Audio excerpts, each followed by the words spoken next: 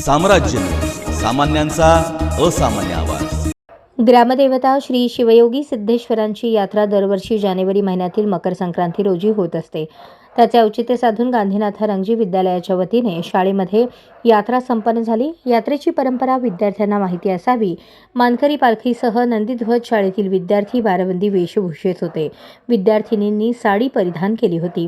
विद्यार्थ्यांच्या चेहऱ्यावर आनंद पाहायला मिळाला। शाळेच्या मुख्याध्यापिका सरोजना नांदर्गी यांच्या हस्ते दीप प्रज्वलन आणि स्वामी विवेकानंद आणि राजमाता जिजाऊ यांच्या प्रतिमेचे पूजन करून सोलापूरच्या 4 हुतात्म्यांना वंदन करून यात्रेला सुरुवात झाली। यात्रेत प्रथम भगवा ध्वज, मानकरी, पालखी, नंदीध्वज आणि अक्षता पार पडल्या।